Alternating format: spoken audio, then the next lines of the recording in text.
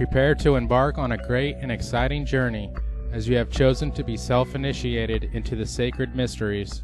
The powers of the universe have been delicately rearranged to garner the synchronicities which brought you to this film. Join us as we explore an age-old science and unravel the truths behind an art which has been shrouded in secrecy until now. Alchemy is a sacred science that's been practiced for thousands of years. Many would argue it's as old as civilization itself. The word alchemy translates al, Kemet, or from Egypt, as Egypt was well known as Kemet in ancient times.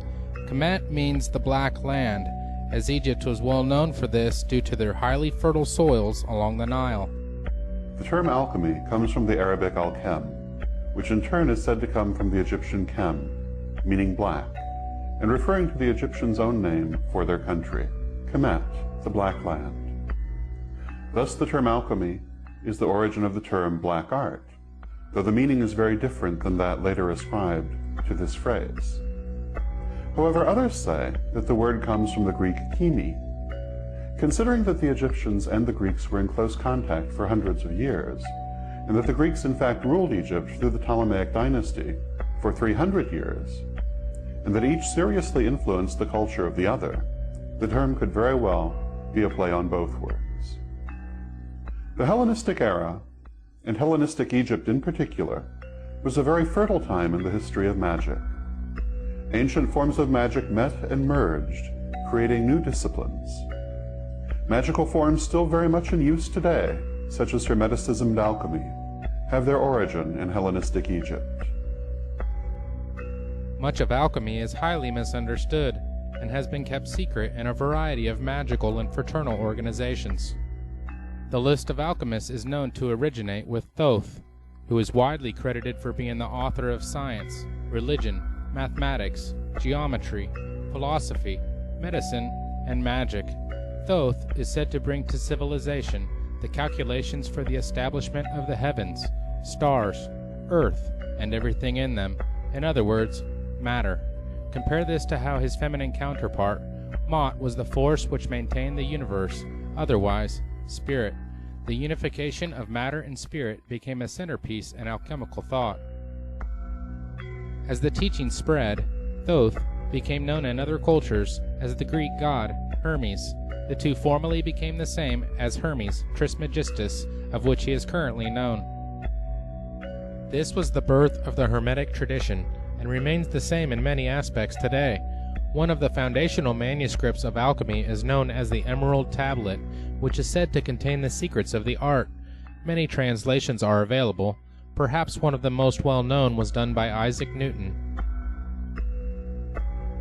"'Tis true without lying, certain and most true. That which is below is like that which is above, and that which is above is like that which is below, to do the miracles of one only thing. And as all things have been and arose from one by the meditation of one, so all things have their birth from this one thing by adaptation. The sun is its father, the moon its mother. The wind hath carried in its belly, the earth its nurse. The father of all perfection in the whole world is here. Its force or power is entire if it be converted into earth. Separate thou the earth from the fire, the subtle from the gross, sweetly with great industry. It ascends from the earth to the heaven, and again it descends to the earth, and receives the four things superior and inferior. By this means you shall have the glory of the whole world, and thereby all obscurity shall fly from you. Its force is above all force, for it vanquishes every subtle thing, and penetrates every solid thing.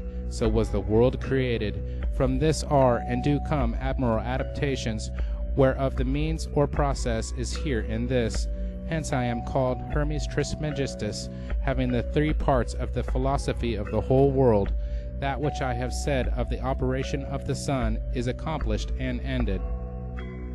Famous alchemists have included the likes of Pythagoras, Galileo, Da Vinci, and Isaac Newton.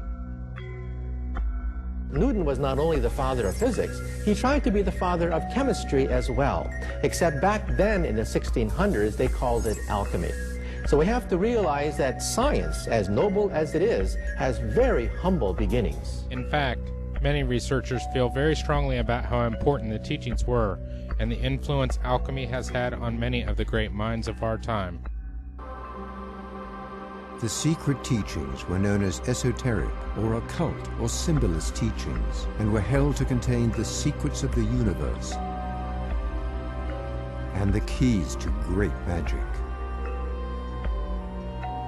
Those who were allowed to receive the mysteries often went on to join a who's who of historical movers and shakers. Pythagoras, Plato, Aristotle, Galileo, Copernicus, Da Vinci, Kepler, Isaac Newton, Napoleon. They were rewarded for their pursuit of the ancient wisdom with not just knowledge, but a new way of thinking that allowed them to write their names in human history. Hermeticism and the writings from the Hermetica were held to be the Western retelling of the wisdom from the mystery schools. They contained, albeit in a degenerated form, strains of the ancient wisdom said to have been passed down from the gods. There are fragmentary Hermetic texts dating from, dates in dispute, but dating from 3rd, 2nd, 1st centuries AD, in which the language and mode of expression is ancient Greek, but the subject matter is, if not entirely, largely derived from, or actually a part of, the ancient Egyptian doctrine of the transformation of the soul.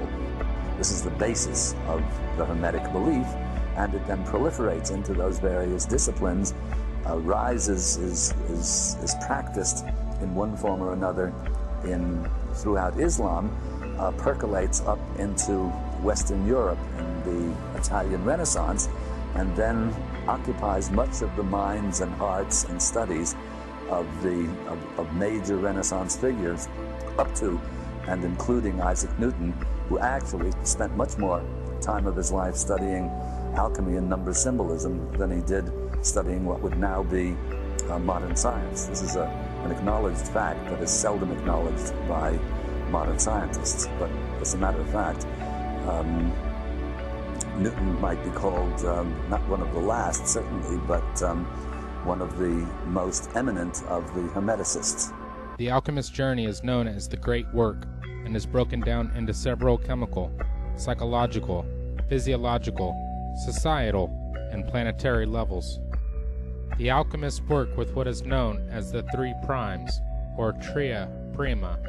These are sulfur, the omnipresent spirit of life; mercury, the fluid connection between the high and the low; and salt, base matter. The 4 elements are also very important to the alchemist and stand as primary principles: fire, water, earth, and air. All play an integral part in the alchemist's studies. The alchemist is familiar with 7 primary metals which are ruled, influenced, or dominated by 7 planetary influences used in alchemical work. They are gold, dominated by the sun, which provides energy and life to everything in the solar system. The sun is our sense of self, our willpower, organizing ability, self-integration, energy levels, vitality, and success. The sun corresponds to the heart, spinal column, vision, and distribution of heat in the body. Silver, dominated by the moon, which influences water, growth, fertility, conception, emotions, instinct, subconscious, psychic phenomenon, collective consciousness, rhythms and cycles, genetics, and cultural heritage. The moon corresponds to the brain, female organs, stomach, and all fluids in the body.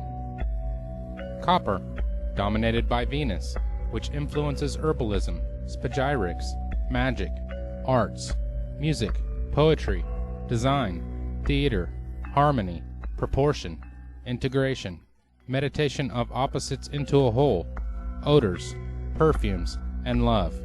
Venus corresponds to the skin, kidneys, perspiration, transformation and enrichment of substances within the body, sexual organs, and smell. Iron, dominated by Mars, which influences intense and often violent energy that brings dynamic power to all it encounters. It increases psychic ability as well as motion and power in the physical realm. Mars corresponds to the muscular system, male sexual organs, marrow, blood formation, adrenaline, and the purging of the body to maintain health. 10. Dominated by Jupiter, which influences good health, wealth, philosophical and religious matters, ceremony, and the enjoyment of life. Jupiter corresponds to the liver, arteries of the stomach and abdomen, digestion and assimilation of oxygen and nutrition, antibiotic functions, cell growth, and general energy levels. Mercury, dominated by Mercury, which influences communication, commerce, initiation into the mysteries, alchemy, Kabbalah, astrology, magic, writing, transmission of information, nerves, dexterity, mental skills, and speedy distribution of energy. Mercury corresponds to the nerves, speech, hearing, coordination between thoughts and speech or actions, throat, thyroid, nervous system, and spinal fluid. Lead, dominated by Saturn, which influences old age, chronic disease, karma, and learning. Saturn corresponds to the bones, teeth, spleen, hair, minerals in the body, joints, and flexibility. Calcination is the first of the following 7 major operations in the alchemy of transformation. Chemically, the calcination process involves heating a substance in a crucible or over an open flame until it is reduced to ashes. In the Arcanum experiment, calcination is represented by sulfuric acid, which the alchemist made from a naturally occurring substance called vitriol. Sulfuric acid is a powerful corrosive that eats away flesh and reacts with all metals except gold. Psychologically, this is the destruction of ego and our attachments to material possessions. Calcination is usually a natural humbling process as we are gradually assaulted and overcome by the trials and tribulations of life, though it can be a deliberate surrender of our inherent hubris gained through a variety of spiritual disciplines that ignite the fire of introspection and self-evaluation. Physiologically, the fire of calcination can be experienced as the metabolic discipline or aerobic activity that tunes the body, burning off excesses from overindulgence and producing a lean, mean fighting machine. Calcination begins in the base or lead chakra at the sacral cup of the base of the spine. In society, the calcination is expressed in the lives of revolutionaries, conquerors, and other warriors who try to overthrow the status quo. On the planetary level, it is the fire of creation, the formation of a livable environment from molten matter and volcanic ashes.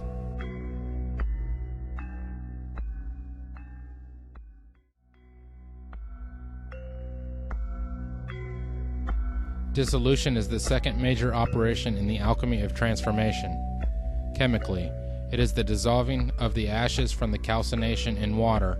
In the Arcanum experiment, dissolution is represented by iron oxide or rust, which illustrates the potentially corrosive powers of water on even the hardest of metals. When processed, vitriol breaks down into sulfuric acid and iron oxide, which are the first 2 arcana or secret ingredients. The Egyptians smelted iron as far back as 1500 BCE and used iron compounds in tonics and disinfectants. Psychologically, this represents the further breaking down of the artificial structures of the psyche by total immersion in the unconscious, non-rational, feminine, or rejected parts of our minds. It is, for the most part, an unconscious process in which our conscious minds let go of control and allow the surfacing of buried material. It is the opening of the floodgates and generating new energies from the waters held back. Dissolution can be experienced as flow, the bliss of well-being, and actively engaged in creative acts without traditional prejudices, personal hang-ups, or established hierarchy getting in the way. Physiologically, dissolution is the continuance of the Kundalini experience, the opening up of energy channels in the body to recharge and elevate every single cell.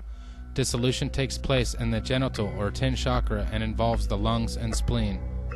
In society, the process of steady growth through gradual dissolution is examined by agrarian, monastic, or agricultural-based lifestyles. On the planetary level, dissolution is the great flood, the cleansing of the earth of all that is inferior. Separation is the third operation of transformation in alchemy. Chemically, it is the isolation of the components of dissolution by filtration and then discarding any ungenuine or unworthy material. In the Arcanum experiment, separation is represented by the compound sodium carbonate, which separates out of water and appears as white soda ash on dry lake beds. The oldest known deposits are in Egypt. The alchemists sometimes referred to this compound as natron, which means the common tendency in all salts to form solid bodies or precipitates. Psychologically, this is the process of rediscovery of our essence and the reclaiming of dream and visionary gold previously rejected by the masculine, rational part of our minds. It is, for the most part, a conscious process in which we review formerly hidden material and decide what to discard and what to reintegrate into our refined personality.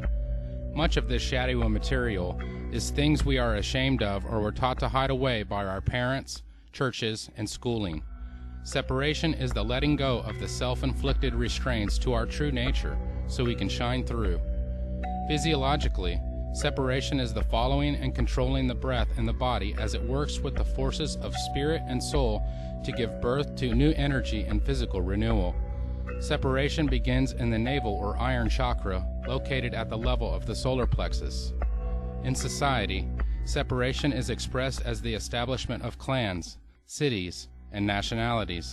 Separation on the planetary level is represented by the formation of land masses and islands from the powerful forces of air, water, earth, and fire. Conjunction is the fourth of the 7 operations of alchemy. Chemically, it is the recombination of saved elements from separation into a new substance. In the Arcanum experiment, conjunction is symbolized by a nitrate compound known as cubic saltpeter or potassium nitrate, which the alchemists called natron, or simply salt. Blue-colored natron acid, or aqua fortis, was made by mixing potassium nitrate with sulfuric acid and was used to separate silver from gold. The inert residue precipitated from the acid during the reaction, like a child being born. Psychologically, it is the empowerment of our true selves, the union of both masculine and feminine sides of our personalities into a new belief system or intuitive state of consciousness. The alchemists referred to this as the lesser stone, and after it has been achieved, the adept is able to clearly discern what needs to be done to achieve lasting enlightenment, which is the union over the self, and often synchronicities begin to occur and confirm that the alchemist is on the right track. Physiologically, conjunction is using the body's sexual energies to perform transformation. Conjunction takes place at the level of the heart or copper chakra. In society, it is the growth of crafts and technologies to master the environment. On the planetary level, conjunction occurs when primordial life forms are created from the energies of the sun or lighting. Fermentation is the 5th operation in the alchemy of transformation. Fermentation is the 2-step process that begins with the putrefaction of the hermaphroditic child from the conjunction, resulting in its death and resurrection to a new level of being. The fermentation phase then begins with the introduction of new life into the product of conjunction to strengthen it and ensure its survival. Chemically, the fermentation is the growth of a ferment bacteria in organic solutions, such as occurs in the fermenting of milk to produce curds and cheese, or in fermenting of grapes to make wine. In the Arcanum experiment, the process of fermentation is represented by a compound called liquor hepatis, which is an oily, reddish-brown mixture of ammonia and the rotten egg-smelling compound hydrogen sulfide. Egyptian alchemists made ammonia by heating camel dung in sealed containers and thought of it as kind of a refined mercury that embodied the life force. Liquor hepatis means liquor of the liver, which they believed was the seat of the soul, and the color they associated with the compound was green, the color of bile. Surprisingly, liquor hepatis exudes a wonderful fragrance, and the alchemists made a perfume of it called balsam of the soul. Psychologically, the fermentation process starts with the inspiration of spiritual power from above that reanimates, energizes, and enlightens the alchemist. Out of the blackness of his putrefaction comes the yellow ferment, which appears like a golden wax flowing out of the foul matter of the soul. Its arrival is announced by a brilliant display of colors and meaningful visions called the peacock's tail. Fermentation can be achieved through various activities that include intense prayer, desire for mystical union, breakdown of the personality, transpersonal therapy, psychedelic drugs, and deep meditation. Fermentation is the living inspiration from something that is totally beyond us. Physiologically, fermentation is the rousing of living energy, chi or kundalini, in the body to heal and vivify. It is expressed as the vibratory tones and spoken truths that emerge from the throat or Mercury chakra. In society, the fermentation experience is the basis of religion, and on the planetary level, it is the evolution of life to produce higher states of consciousness.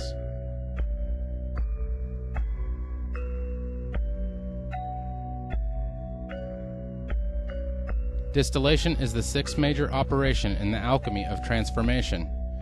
Chemically, it is the boiling and condensation of the fermented solution to increase its purity, such as takes place in the distilling of wine to make brandy. In the Arcanum experiment, distillation is represented by a compound known as black pulvis solaris, which is made by mixing black antimony with purified sulfur. The two immediately clump together to make what the alchemists called a bezoar, a kind of sublimated solid that forms in the intestines and the brain. Psychologically, distillation is the agitation and sublimation of psychic forces is necessary to ensure that no impurities from the inflated ego or deeply immersed id are incorporated into the next and final stage. Personal distillation consists of a variety of introspective techniques that raise the content of the psyche to its highest level possible, free from the sentimentality and emotions, cut off from even one's personal identity. Distillation is the purification of the unborn self, all that we truly are and can be. Physiologically, distillation is the raising of the life force repeatedly from the lower regions of the cauldron of the body to the brain, what Oriental alchemists called the circulation of the light, where it eventually becomes a wondrous, solidifying light of power. Distillation is said to culminate in the third eye area of the forehead at the level of the pituitary and pineal gland in the brow or silver chakra. In society, distillation is experienced as a science or objective experimentation. On the planetary level, distillation is the realization of the power of higher love as the life force from the entire planet gradually seeks to become one force in nature based on a shared vision of truth. Coagulation is the seventh and final operation of transformation in alchemy. Chemically, coagulation is the precipitation or sublimation of the purified ferment from distillation. In the Arcanum experiment, coagulation is represented by a compound called red pulvis solaris, which is a reddish-orange powder of pure sulfur mixed with a therapeutic mercury compound, red mercuric oxide. The name pulvis solaris means powder of the sun, and the alchemists believed it could instantly perfect any substance to which it was added. Psychologically, coagulation is first sensed as a new confidence that is beyond all things, though it may be experienced as a second body of golden coalesced light, a permanent vehicle of consciousness that embodies the highest aspirations and evolution of the mind. Coagulation incarnates and releases the ultimate materia of the soul, the astral body, which the alchemists also referred to as the greater or philosopher's stone. Using this magical stone, the alchemists believed that they could exist on all levels of reality. Physiologically, this stage is marked by the release of the elixir in the blood that rejuvenates the body into a perfect vessel of health. A brain ambrosia is said to be released through the interaction of light from the phallic-shaped pineal gland and matter from the vulva of the pituitary. This heavenly food, or viaticum, both nourishes and energizes the cells without any waste products being produced. These physiological and psychological processes create the second body, a body of solid light that emerges through the crown or gold chakra. In society, it is the living wisdom in which everybody exists on the same light of evolved consciousness and knowledge of truth. On a planetary level, coagulation is the return to the Garden of Eden, this time on a higher level in tune with the divine mind.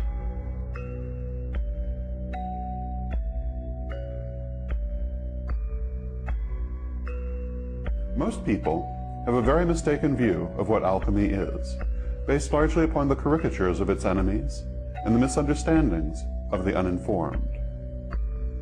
The image of the alchemist, as benighted proto-chemist, vainly bent on turning lead into gold, totally misses the point of alchemical thought. It is true the Western alchemists, like their Chinese counterparts, did work with a variety of substances to try and create various elixirs and arcane effects, including the idea of transmutation of base metals. However, this was a small aspect of alchemy, and to define alchemy by this is like defining Taoism as the search for the elixir of immortality. It misses the real point altogether. In reality, alchemy was and is an advanced spiritual discipline, closely related to modern Wicca in its concepts and images.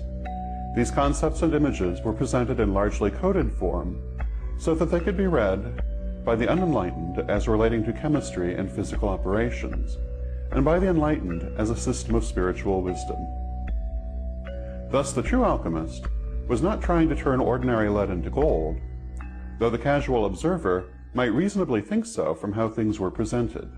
Rather, they were striving to turn the lead of an ordinary and undeveloped consciousness into the gold of a fully realized and enlightened soul.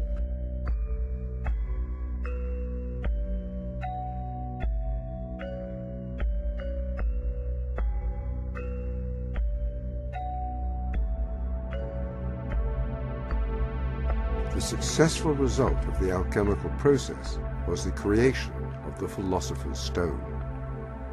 Like a true symbol, the steps can be applied to many things. It is the process, the machine. What you put into it metaphorically will undergo the archetypal steps if carefully attended by the alchemist and culminate in a higher state, the alchemical gold, charcoal into diamond. When we use charcoal as the focus of an alchemical operation, we begin by recognizing that its essential ingredient, carbon, is the materia prima that will emerge perfected as the diamond.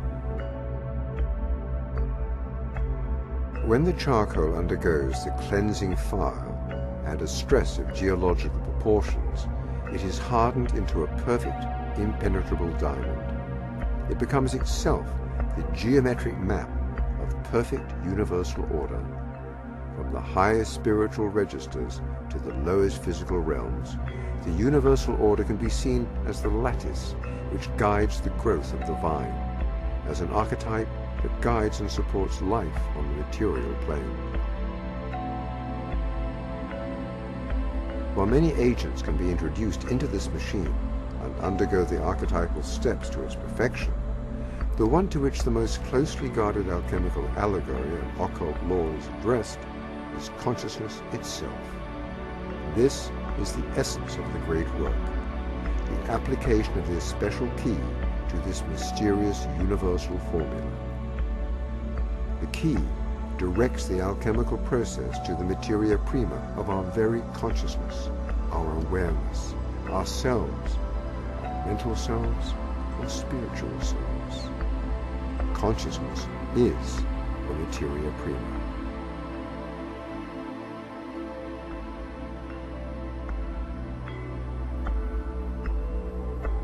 While the value of creating alchemical glass or alchemical gold may seem more obvious, one might ask, what is the benefit of applying the alchemical steps to consciousness?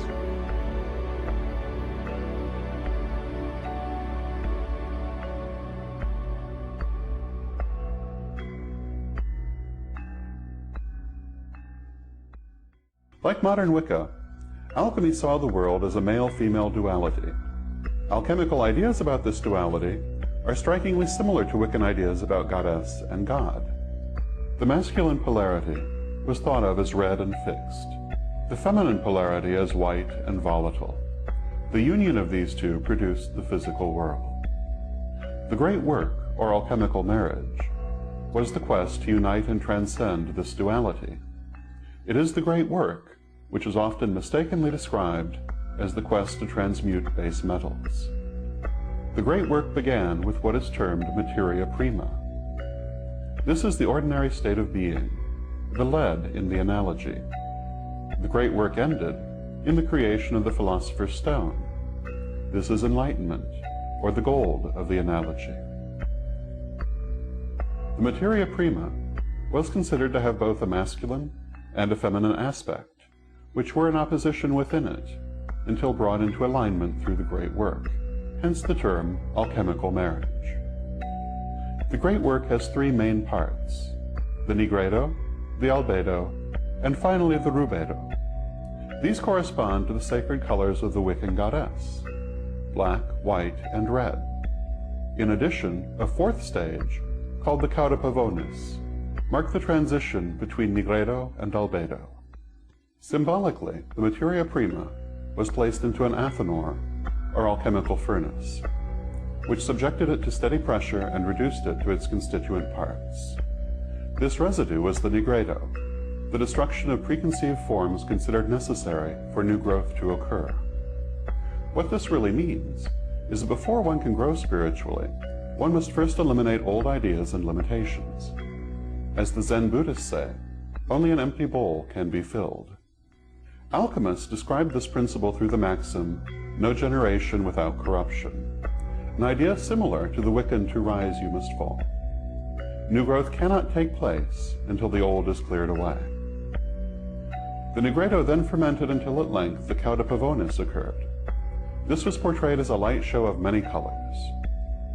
This means that when we have purified ourselves of old ideas, we may then experience many new ideas, and indeed will at first run riot with them, learning all we can from all sources. During this period, we may in fact be bedazzled or blinded by the newfound light. But through the application of self-control, we can learn to discern what is helpful to our growth and what is merely entertaining. After the cauda pavonis, the subject must be purified, resulting in the albedo. The albedo is a pure and receptive spiritual state. This means that after initial euphoria, a more controlled spiritual growth may unfold, elevating and expanding the consciousness. Finally, after being subjected to pressure again, the albedo becomes activated as the rubedo. What this means is that spiritual knowledge, to be valuable, must be put into practice. No matter how deep the ideas, or how great the abilities, they mean nothing if they are, as Mabel Heikerel once put it, left on a shelf to gather dust. Thus old ideas must first be transcended. Then controlled spiritual growth can lead to spiritual enlightenment, which must be put into practice to be of value. This is, of course, an oversimplification, in that it is the opposite of the alchemist's own tendency, which was to overcomplication. Like the ceremonials, alchemists phrased their writings in intentionally obscure wording, ostensibly to shield their teachings from those they considered unworthy. It also served to shield themselves from persecution by religious fanatics. Alchemists used a rich symbology that included elemental, planetary, and mineral symbolism, as well as a good dose of ancient paganism. One of the principal themes of alchemical symbolism is the union of opposites, which is expressed in many ways throughout alchemical art. Such familiar figures as the four elements, the twin dragons, and the Ouroboros, the great serpent of the universe eating its own tail, were of great importance in alchemy. The masculine principle was likened to the sun and also to sulfur, while the feminine was considered lunar and likened to Mercury. The inner fire, what we today call the eternal flame or the divine spark, was described as a salt. It is this mineral symbolism above all which has led to the idea that alchemy was entirely concerned with protochemistry operations. True, alchemists did engage in such protochemistry operations in the belief that it would shed light on their spiritual operations under the credo, as above, so below, which is a principal pillar of alchemical thought, as of modern Wiccan thought. However, it was a dilettante alchemist who misunderstood the spiritual nature of the teachings and turned instead to chemical operations, not realizing that they were a code for higher knowledge. And now we can see the big picture coming into focus. Could that spark of consciousness in us all be connected to spiritual enlightenment? And by intense focus on the development of consciousness, could alchemists truly reach these levels? Even modern science is beginning to tell us a great deal about our consciousness and its connection to the rest of the infinite universe. Our knowledge of the power of the human brain has seen great strides in recent years, and possible interactions with certain glands such as the pineal are continually being investigated with many successes. In his groundbreaking book detailing his research, Dr. Rick Strassman outlines his discoveries with the pineal gland and a substance known as dimethyltryptamine, or DMT, while administering the substance to a controlled group of volunteer patients. DMT is the most potent psychedelic known thus far, is highly illegal in nearly everywhere in the world, yet it appears to be produced naturally by our pineal gland during REM stages of sleep, deep meditation, and possibly during fetal development and near-death and death experiences. The patients also reported extremely intense spiritual experiences, many of which were frightened to a fear of death due to its intensity.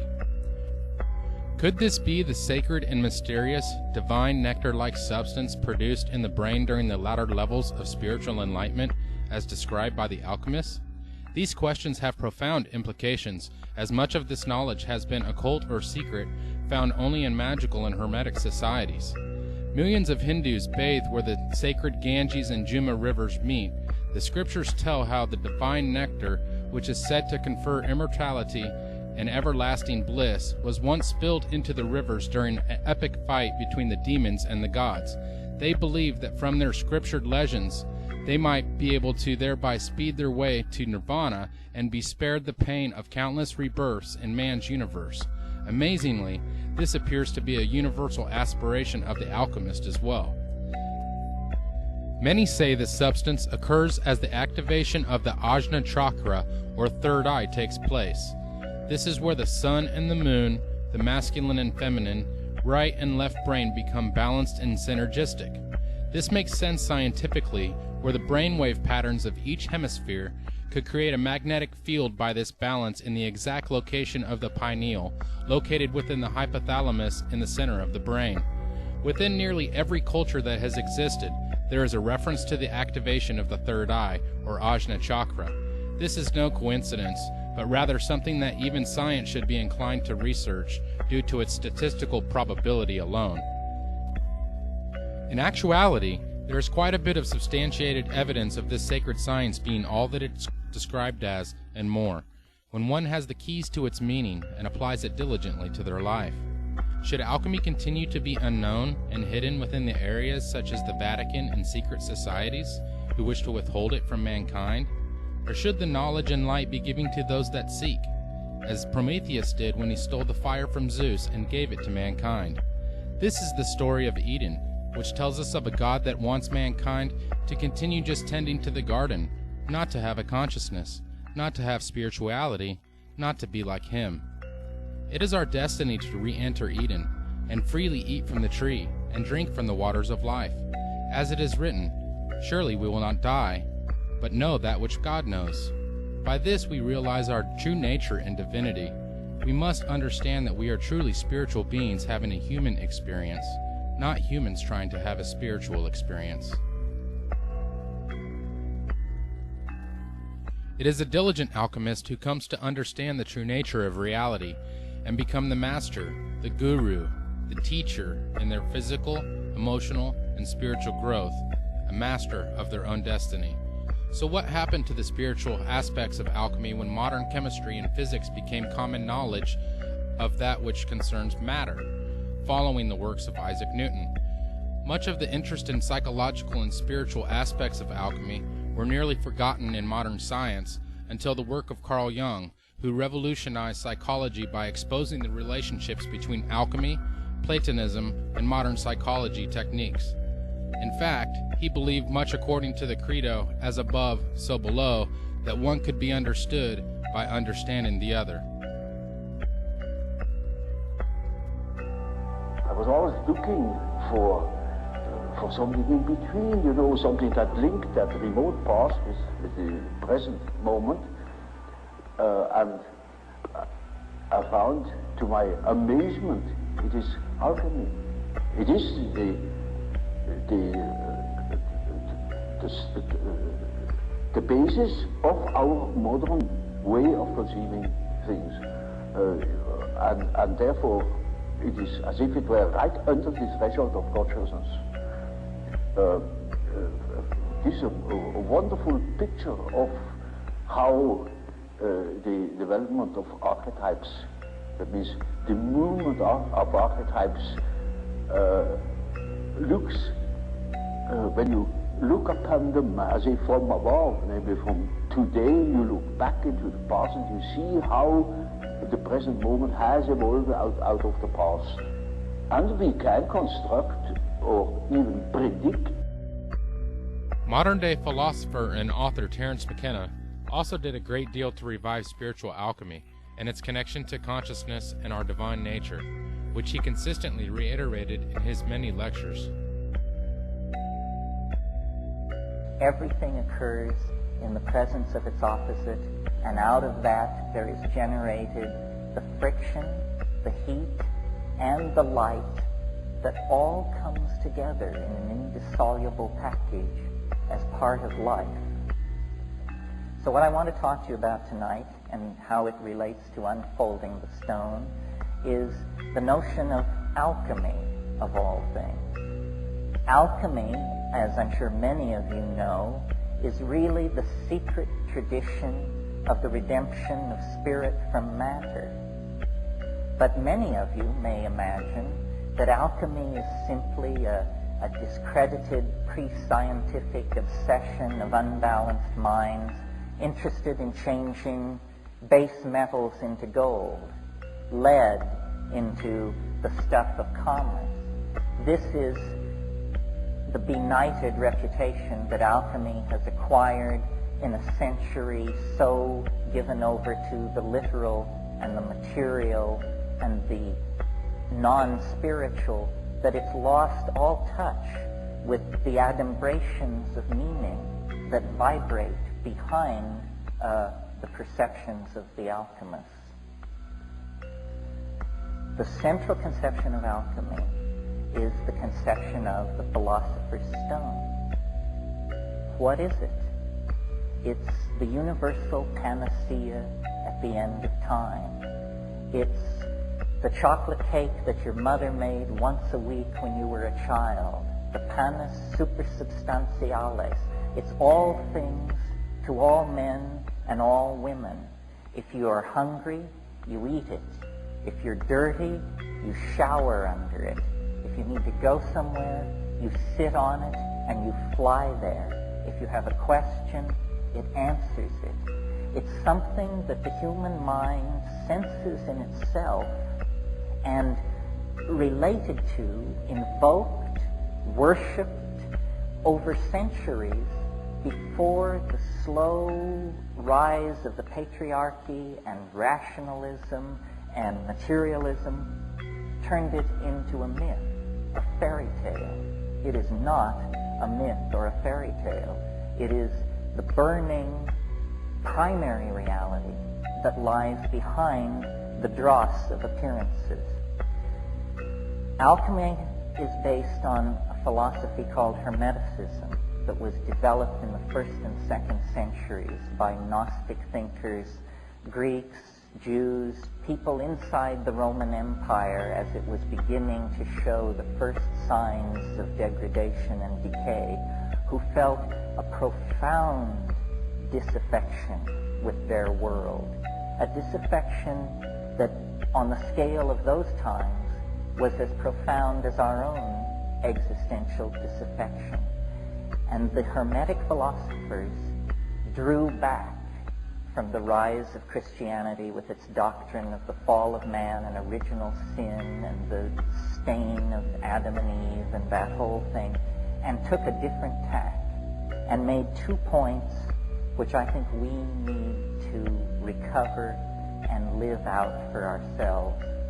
And the first point was that man, which means men and women, human beings, are divine beings, not lower than the angels, higher than the angels.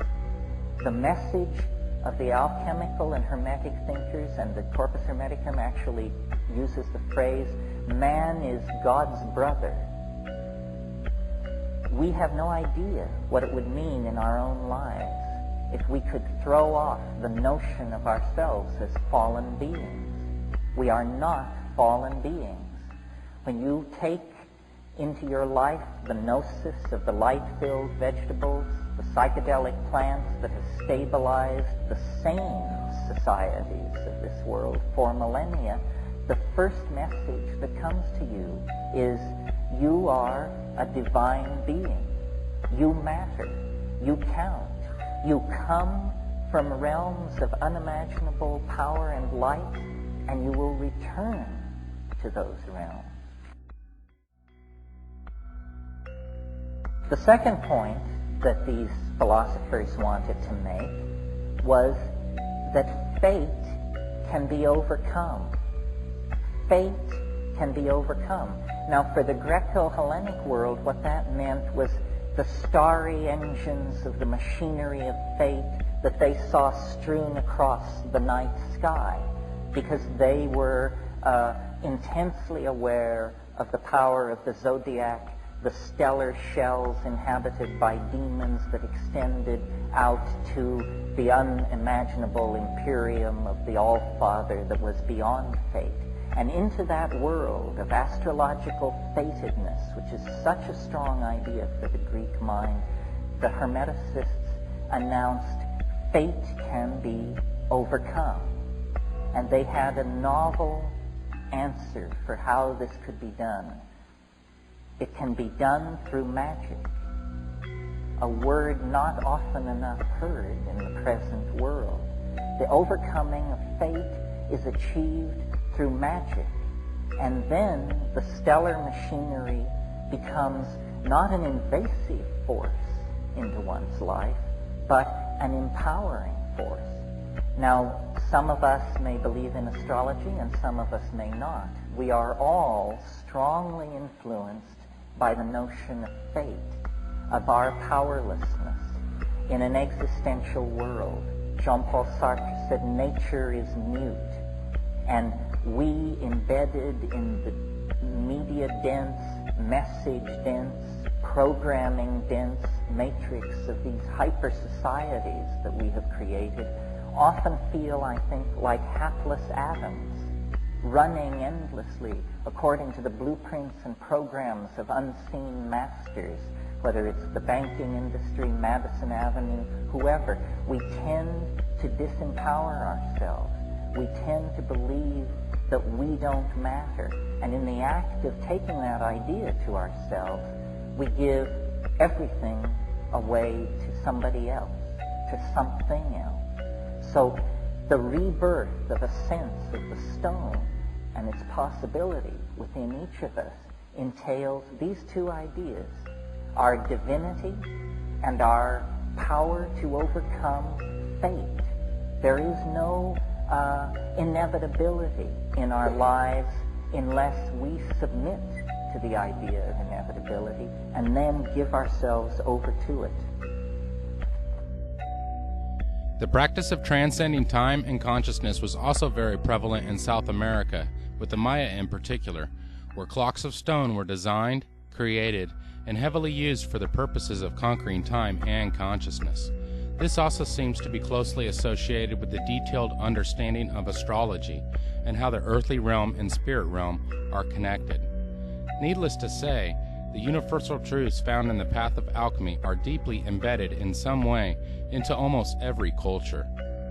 Many say that this information presented to you here should not be told to those who aren't chosen, so to speak, or initiated into a fraternal order which guards it and holds it over the heads of its members, feeding them a diluted version, a little here and a little there. However, this is a crumbling ideology, and it is our belief that we are all chosen, and many of us simply have yet to realize our universal calling. In later films, we will discuss this and a variety of other subjects in more detail as to the history and practical application in these areas. We hope that you have enjoyed this film and that it has cleared up some of the misconceptions about this very sacred science, the great work and Alchemy, Sacred Secrets Revealed.